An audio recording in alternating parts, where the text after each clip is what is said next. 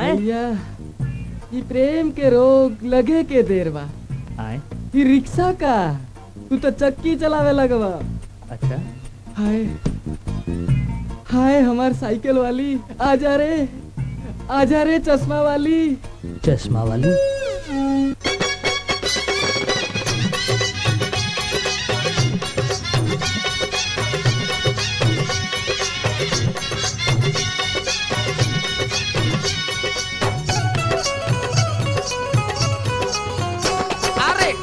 ना सिंगार के चले लुजे रहिया डंक मार दी कवनो नजरिया कबहू हो जाई कवनो खातारा हो गोरी जतारा बना लो कबहू हो जाई कवनो खातारा हो गोरी जतारा बना लो कबहू हो जाई कवनो खातारा हो गोरी जतारा बना लो कबहू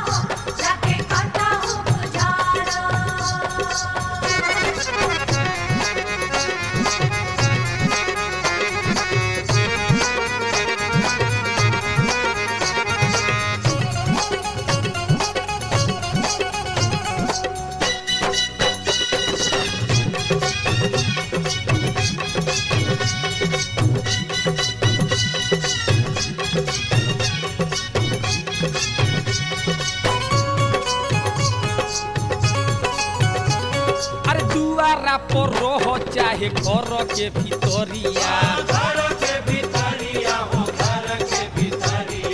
रानी जोनी सोझिया के जय हो तू बजरिया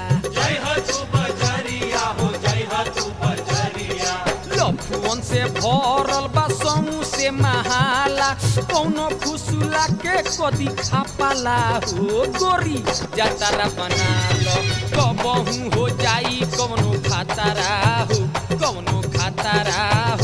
गोरी जतारा बना लो कबहू हो जाई कौनो खातारा हो गोरी जतारा बना लो कबहू हो जाई कौनो खातारा हो गोरी जतारा बना लो।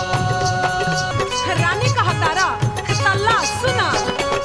चाहो तारा हमके बनावल तू रानी मिली है ना तोहके गदहियो कानी हमारा बोला बिना तहर कोनो मंतर और कहीं के छिला संतरा हो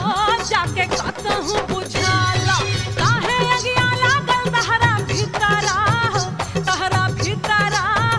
जाके कतहु बुझाला काहे अगिया लागल तहरा भीतरा हो जाके कतहु बुझाला काहे अगिया लागल तहरा भीतरा हो जाके कतहु बुझाला।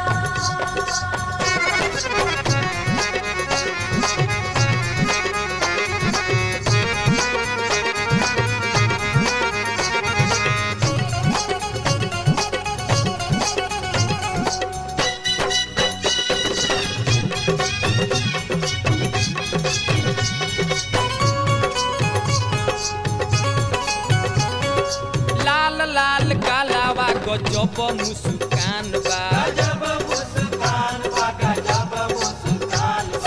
रूप के दो कोनिया में डेंजर सामान बा चाह तो हमके बॉडी गार्ड तू बना लो ना तो कबो होई कौनो लाफाड़ा हो गोरी जतरा बना लो कबहू हो जाई कौनो खतरा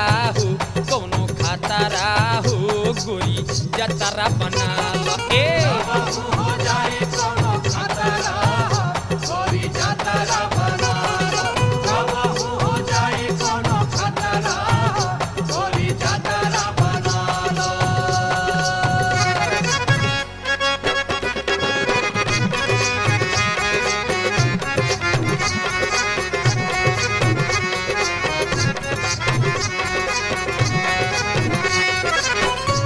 बॉडीगार्ड बनवा आए हम हाजीपुरिया तहार घर आरा